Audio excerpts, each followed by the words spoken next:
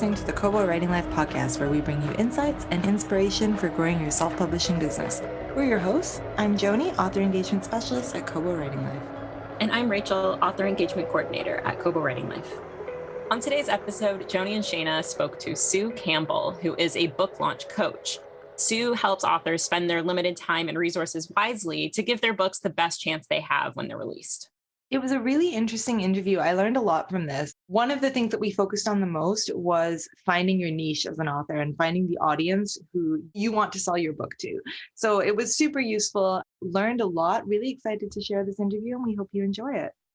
So we are here today with book launch coach Sue Campbell, who's worked with best-selling and award-winning authors, traditional and independently published. Thank you so much for joining us, Sue. You're welcome. It's my pleasure, Joni. Thanks for having me. Could you start by telling our audience a little bit about yourself and what you do? Sure. So I'm a book launch coach, but I actually usually call myself a book marketing and mindset coach, because I find that the first thing that we have to tackle when we do our marketing is our own mindset around marketing. A lot of us bring sort of our own worst examples to the word marketing, and we have to unpack a lot of that before we can comfortably move ahead. So I work with authors of all stripes and all levels to help them unpack all of that mindset stuff, and then use a proven framework that can actually help them move the needle on book sales and grow their author platform, not just for one book, but for, every other book that you write after this as well. You were talking to us when you sent us an explanation of what you do. You talked about influencers and how someone who's trying to launch a book should focus on influencers. So can you explain what an influencer is? I think a lot of people use this word. You hear the word in the media a lot, but of course, depending on which field you're talking about, it could be vastly different things. And is an influencer the same as a bookstagrammer? Oh, okay. So great question. I think a lot of people, when they hear the word influencer, they just think like millennials who are selling clothing on Instagram. So influencer very broadly is anyone who has access to an audience and can give you access to that audience, period. So Therefore, we can define an influencer that way, and then we can see examples of influencers. Librarian is an influencer. Someone who works at a bookstore is an influencer. Someone who schedules radio interviews for your local station is an influencer.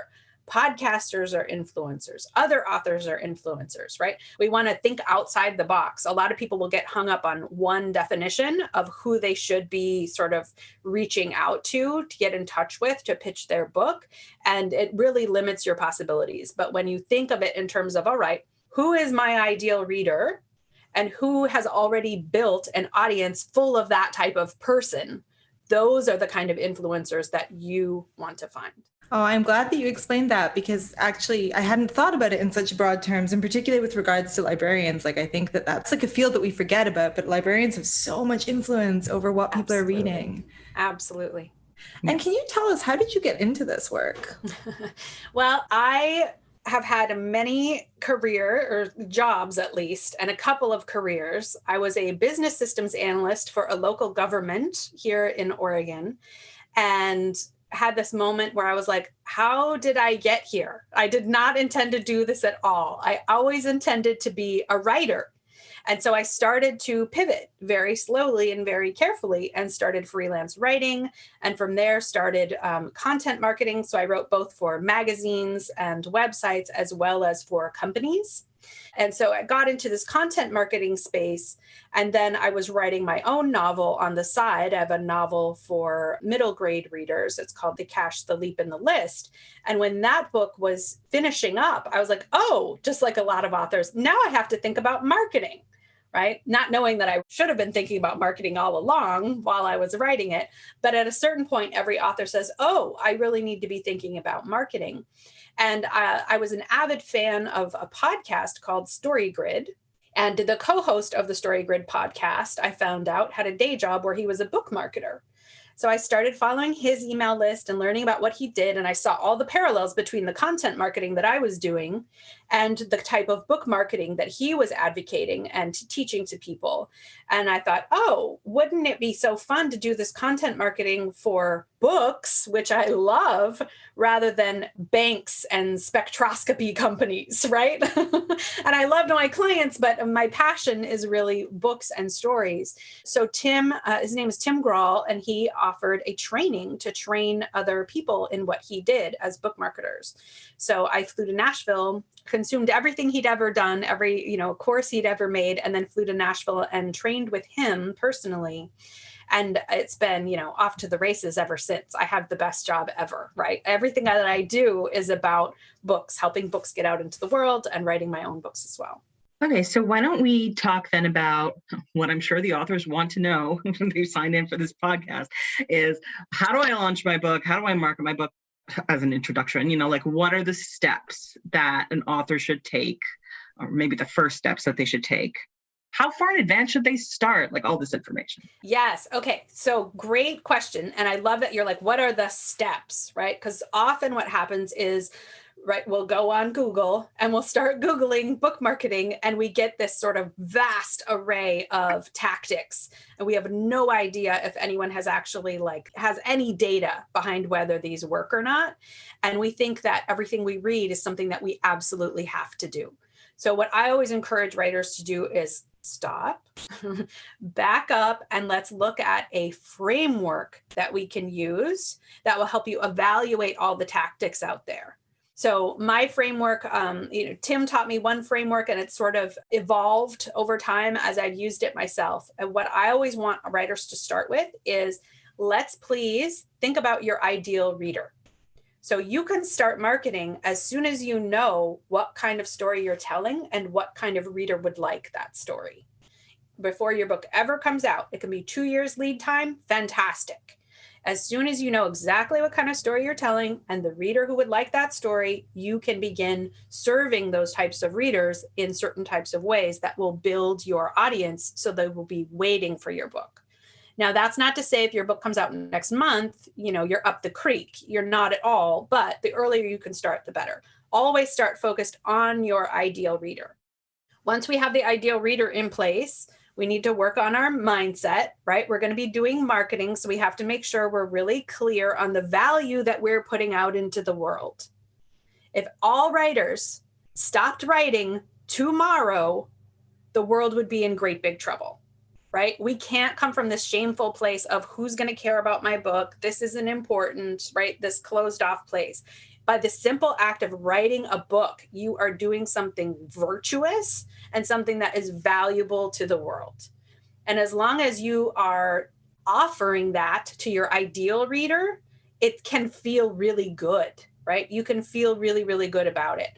Marketing starts to feel yucky when you're pushing something on someone who has no need for it and doesn't want it, right? I say, if you're writing children's books and you're trying to get this 37-year-old guy who doesn't have any kids and doesn't even have any nieces and nephews to buy it, that's going to feel bad to both of you, right? But if you find the ideal parent and the ideal kid for that children's book, and you're like, oh, you like dinosaurs? Oh my gosh, I spent 3 years researching my book and it's all about dinosaurs, right? That is such a natural match. You can feel really, really good about it. So we have reader persona so far, find your ideal reader, and then we have work on your mindset, make sure that you're going to go out with a good energy. When you bring really hesitant, reluctant energy to marketing, it doesn't work very well. Then we get into the nuts and bolts where your number one goal for your marketing should be building your email list, right? If you're going to write more than one book, you need to build an email list. Let's say, for example, your book completely takes off. Just magic happens, right? All the stars align. Your first book comes out and it's a bestseller. If you don't build an email list, the people who loved your best-selling book are not going to know when your second book comes out that they would also love, right? So we have to think long-term, and we have to build an email list. And the reason I'm saying email list and not an Instagram following or a Facebook following or a Twitter following is because those can be taken away from you. Terms of service can change on any of those websites, and you can no longer reach your audience. And social media doesn't sell books very well at all. When you look at the data, right?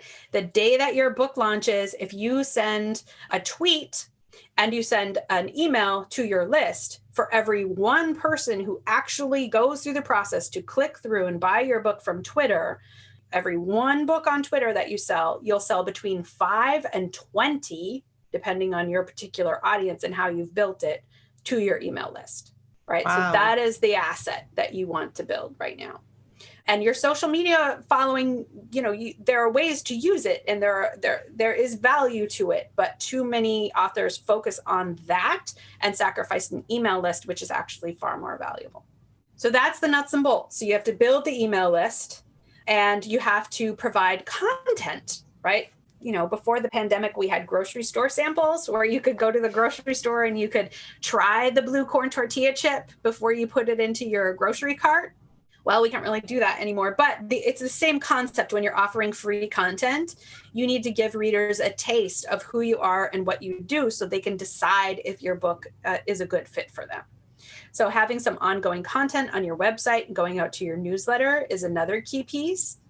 But once you have your website up, your newsletter set up, you're offering them something for free when they sign up for their newsletter, that's valuable to them. Then where I want you to be spending 80 to 95% of your time is outreach. So those influencers, contacting those influencers, getting in front of audiences that are already built, full of people who match your ideal reader profile. That is how you grow your list, and that's how you sell more books. Writers often make the mistake of, I've got my website, I've got an email list, I'm cranking out blog posts, and nothing's happening. Right? I'm not selling books. My email list is not growing. What am I doing wrong? Well, you're waiting for people to stumble into your digital spider web instead of going out and finding your readers and inviting them back to your online home.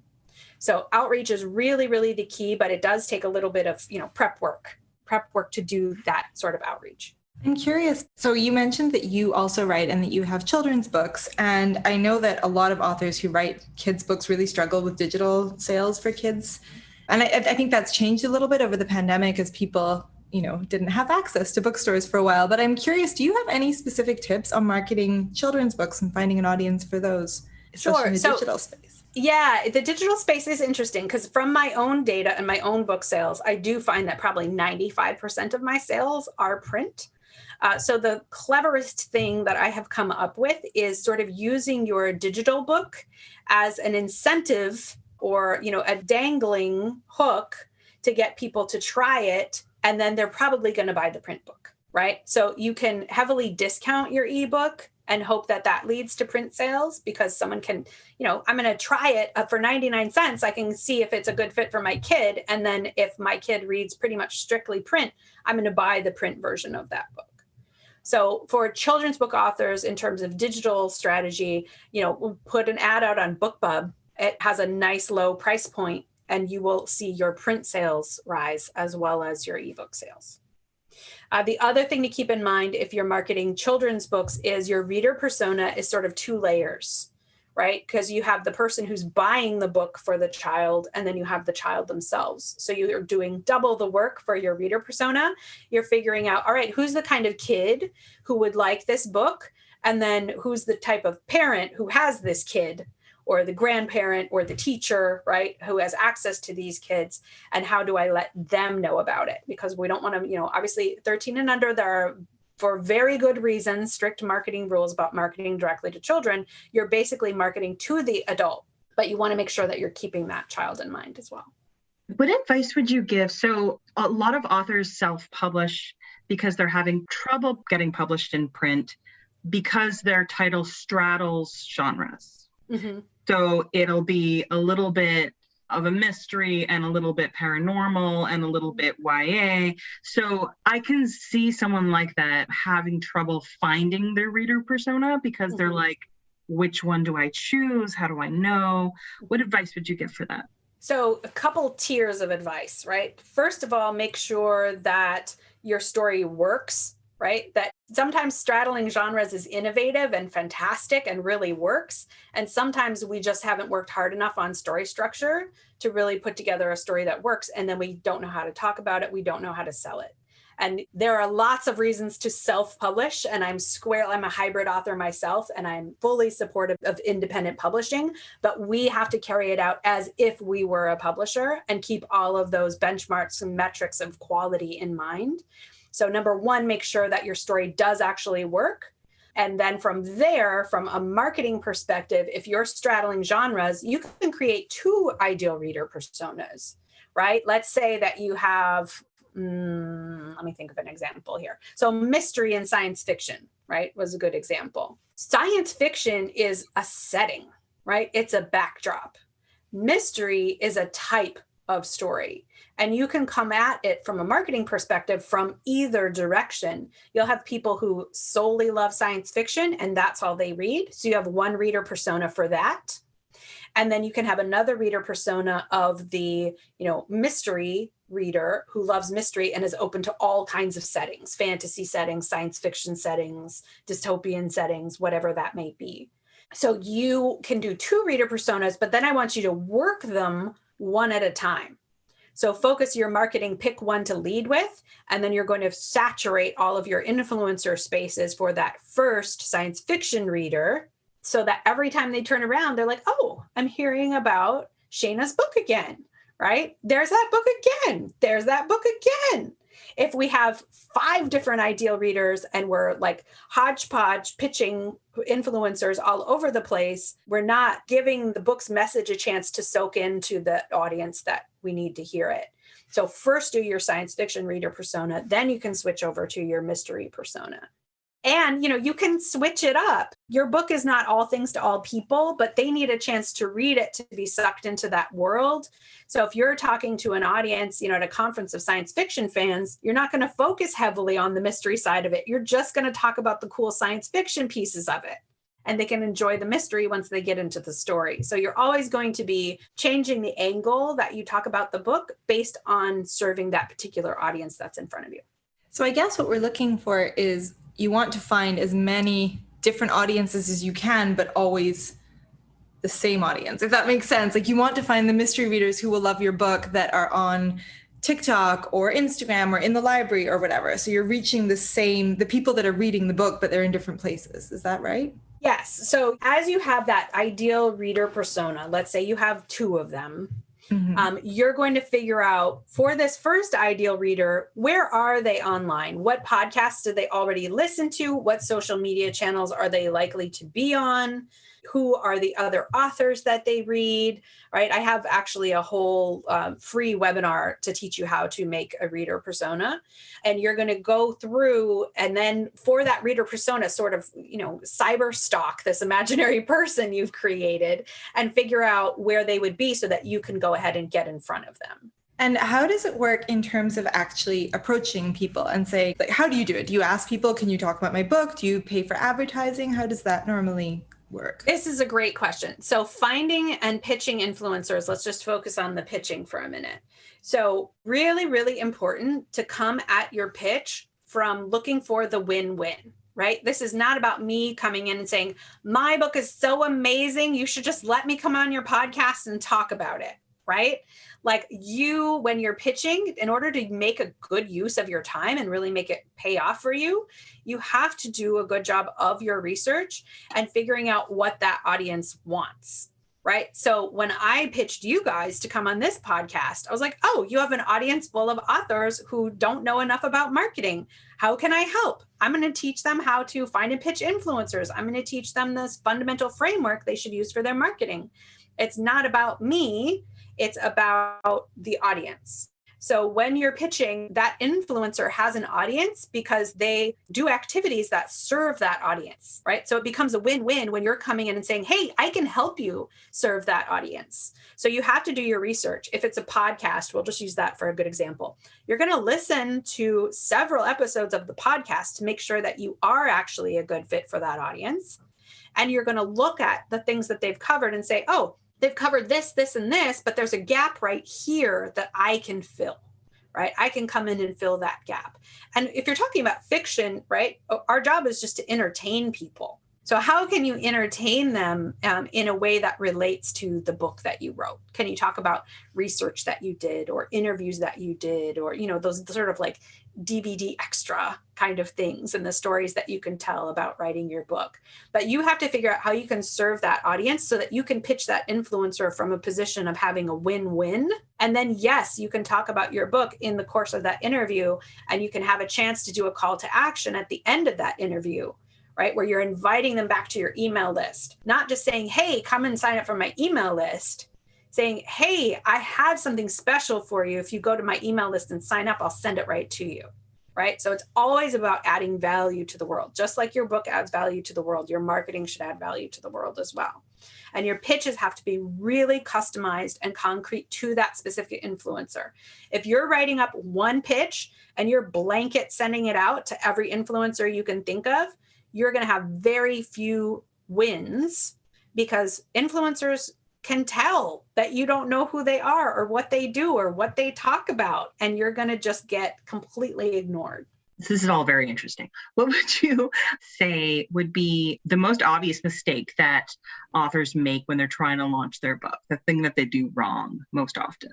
I think they don't have an underlying strategy, so they're fixating on one specific tactic. Right? So maybe it's social media. Like I need to be posting a picture of my book and an excerpt from my book every hour on the hour on social media. And they think that that is the way to do it, right? It's just the really limited thinking and lack of an underlying strategy and heavily focused on one type of tactic. And you also, so that the one mistake I see is just like focusing on one thing without having this underlying strategy. Another big thing I see is a lot of mindset issues, right? Where we kind of psych ourselves out or really like white knuckle it and just try to power through on our marketing because we think we have to, but we're doing all of these things that actually sabotage our efforts. And then we eventually give up, or not even eventually, like we give up in very short order because of the way we're approaching it. And we haven't done the mindset work to get comfortable with the idea of marketing and to believe in what we're doing in a way that this is actually going to feel good and be sustainable. Yeah, I feel like a lot of authors are a little bit uncomfortable with the idea of selling their book because a lot of people are uncomfortable with sales. And it's true that people are going to scroll past if your whole feed is buy my book, buy my book. Like nobody likes that. Yeah. I have this great story. I was on a call with a potential client and we both live in Portland, Oregon, and we got down a little bit of a rabbit hole conversation wise, but I was complaining that no one would go to karaoke with me, right? None of my friends will go to karaoke. It's horrible. And she is a mid-list author. She's published like 9 or 10 books. She writes middle grade novels. And she said, I'm just really uncomfortable with selling, right? None of my books have ever really taken off because I'm really uncomfortable with marketing. So I tell her I can't get anyone to go to karaoke with me. And she's like, oh, do you know about Low Bar Corral? I was like, what? What is Low Bar Corral? And she's like, oh, everyone gets together in Revolution Hall. This was pre-pandemic, mind you.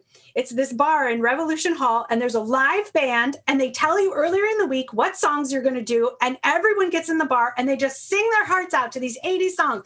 And she just starts like so animatedly telling me about Low Bar Corral. You have to try it. You have to try it, right? So I had to like give her the timeout signal and be like, Melissa, do you know what you're doing right now? She said, what? I said, you're selling me on Low Bar Corral, right? And why are you comfortable doing that? Because you know from talking to me for 5 minutes that that would be of value to me, that I would love it, that would make my life better if I tried it, right? So if you can come to the right reader with that attitude that your book is actually perfect for them because of who they are, because of what you've written, then selling becomes a lot more comfortable. The caveat to the follow-up to that story, which is so beautiful, this is Melissa Wiley. She's a great author. Check her out. But she ended up getting hired to do the social media for Lobar Corral. No way. Yes. Oh, that's awesome. But it's interesting when you say that kind of thing. And then I think about all of the different ways that I decide to buy or read a book. And it does come from it, kind of what you're saying. It's word of mouth. It's somebody saying, oh my God, you have to read this book. It's so good. Or seeing it on, I don't know, we get a lot of this at Kobo as well. Or hearing people talk about it on podcasts is a big one for me. But I'm curious. So you said that social media is not the best way to throw out, like, this is my book. What for you do you think is the most effective platform, assuming that they're using it well? Like, is there one that works better for you, do you think? It depends on your ideal reader, right? So if your ideal reader is on TikTok and you're pushing things over on Twitter and that's where you're concentrating, that's not going to work.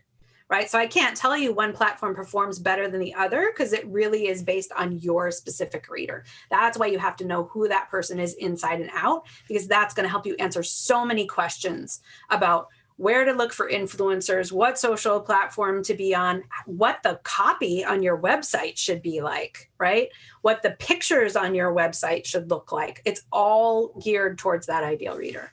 That makes sense, given everything that you've said. Yeah. Yeah. Is there a different strategy if you're trying to like relaunch your backlist than if you're doing like a new book? Really not so much. You are using all of the same framework and the same method. Too many authors think, oh, that book is so old, no one's going to care about it anymore. As readers, most readers, we're in the industry, so maybe we're a little more tuned in.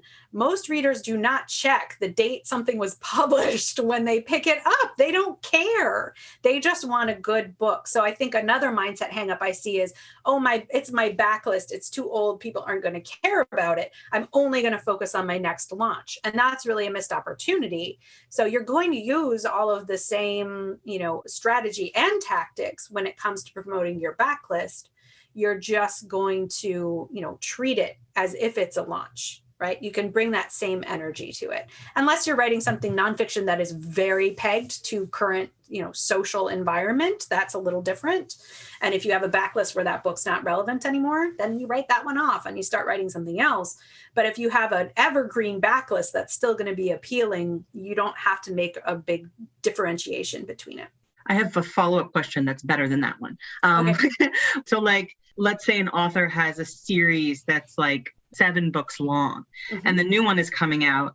How do they deal with that? Because like, what if it needs to be read in order? Should you be only pushing the first book? But of course, the 7th book is your latest. So how would you advise to deal with it? Yeah. So this is another, piece of evidence in favor of building a large email list, as large as possible, because when you have a series like that, and it depends, book 7 depends on understanding book 1, 2, 3, 4, 5, 6.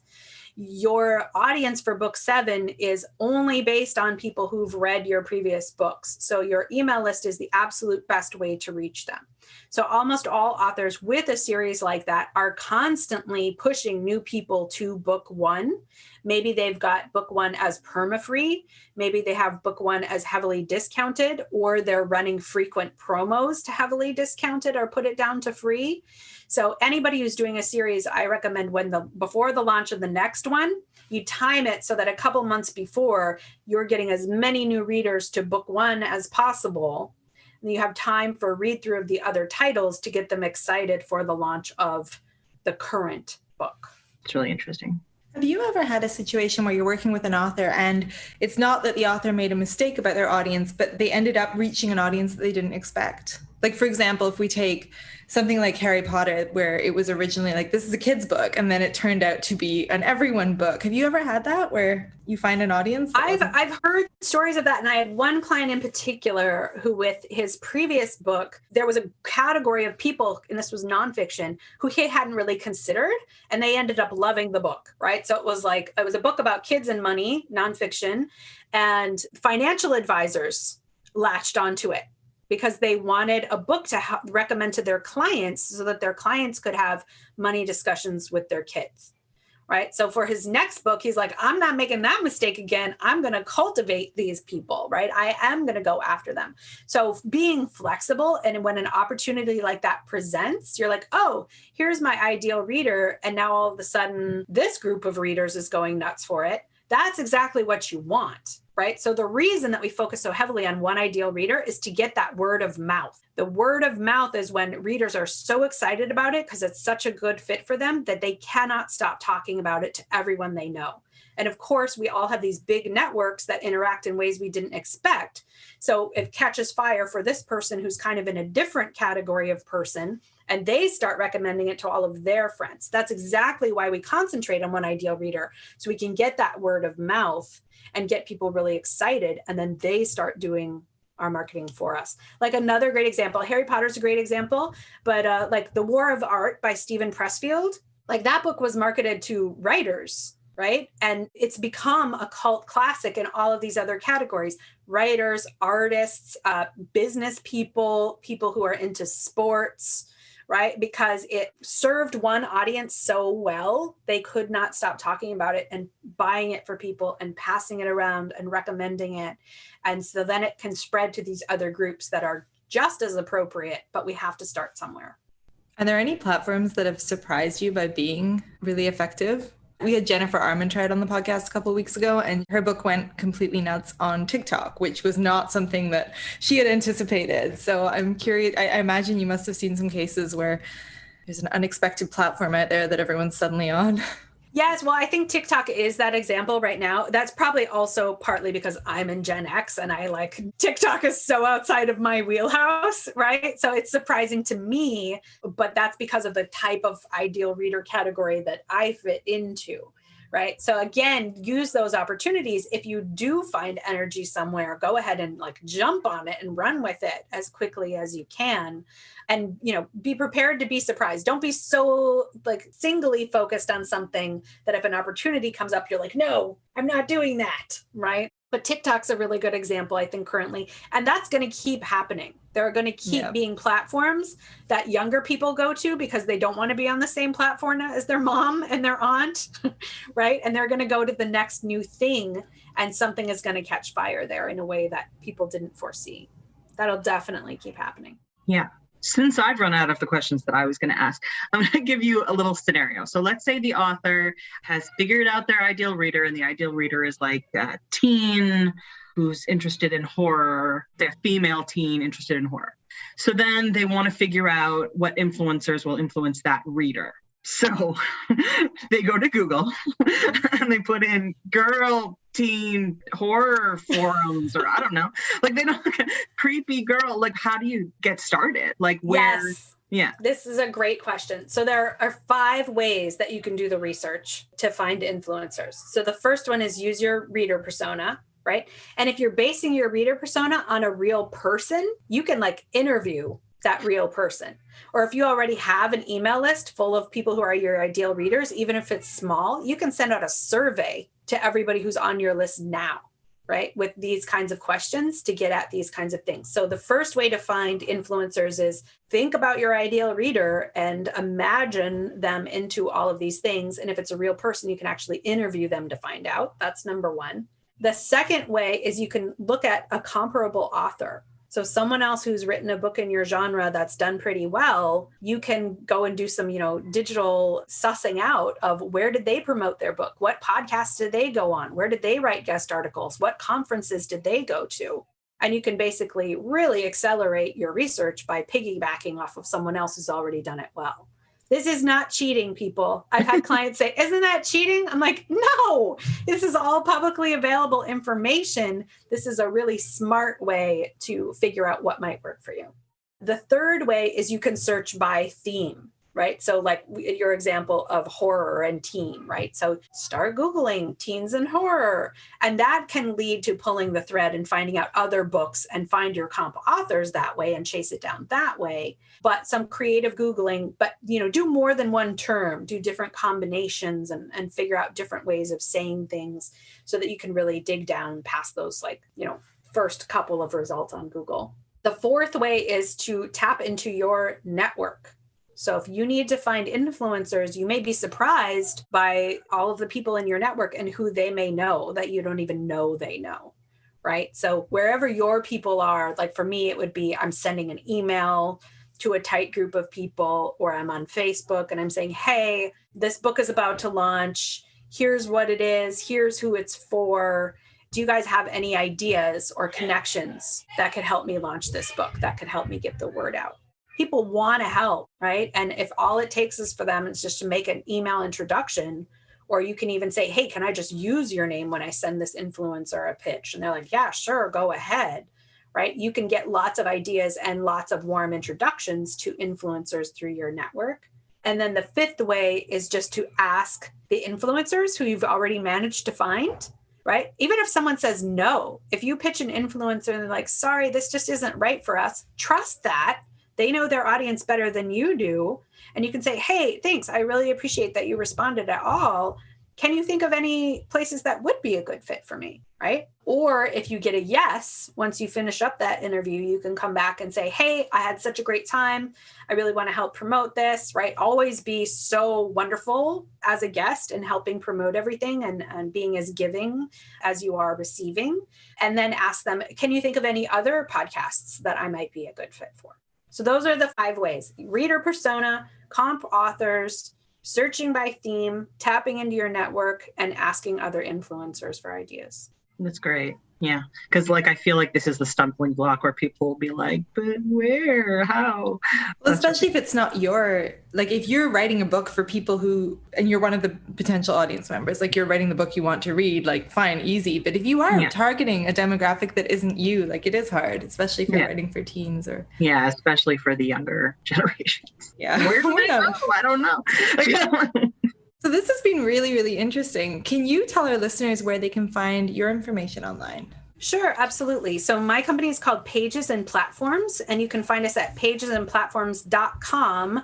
And then /Kobo, you can sign up for the newsletter on that special page I created for your listeners. And you can get a webinar on how to create a reader persona and a lot of other marketing and writing resources for free from that as well. Amazing. Thank you. Pagesandplatforms.com /Kobo. Perfect. We'll include that link in the show notes. And is that valid? Is that going to stay up? That'll stay up for you. Perfect. Thank you for doing that.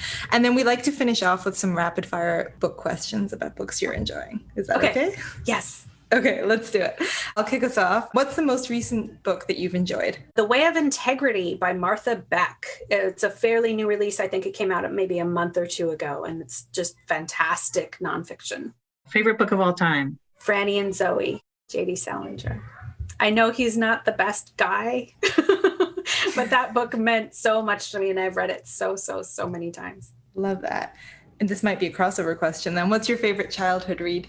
Well, the book that actually got me to be a reader, right? There's always that one book where you're like, yeah, I can read, rah, rah, rah. But then there's that book that you just inhale and it makes you want more. Yeah, this is embarrassing. But it was actually the movie Goonies. They novelized it. And I read the novelized version of Goonies. And that, I was just a reader after that. Hey, whatever you enjoy. Am I supposed to ask another one now? I don't know. We've got one last one, and that is there a book or an author that has inspired you the most? Was it Goonies? It was not Goonies in that case. I would probably go back to Martha Beck, right? When you're a writer, that's a hard road, right? You're going against society in a lot of ways by pursuing this. And Martha Beck is a life coach and a sociologist who really focuses on helping people carve out their ideal life. Right? So if you're an author who's having a hard time kind of hanging on in the face of societal pressures, highly recommend reading Martha Beck's Steering by Starlight, The Way of Integrity. It's really going to help you swim against the current in a way that you're going to make it. Great recommendation. Thank you. Well, this has been really good. Thank you so much for doing this. Thank you for having me. It was so much fun. Thank you for listening to the Kobo Writing Life podcast. If you are interested in learning more about Sue's book launching services, we will include links to our website in our show notes. If you're enjoying this podcast, please be sure to rate, review, and subscribe. And if you're looking for more tips on growing your self-publishing business, you can find us at KoboWritingLife.com. And be sure to follow us on socials. We are at Kobo Writing Life on Facebook and Twitter, and at kobo.writing.life on Instagram. This episode was produced by Rachel Wharton and Joni DiPlacido and co-hosted by Shayna Krishnasamy. Editing is by Kelly Robotham. Our theme music is composed by Tearjerker, and big thanks to Sue Campbell for being our guest. If you're ready to start your self-publishing journey, sign up today at kobo.com/writinglife. Until next time, happy writing.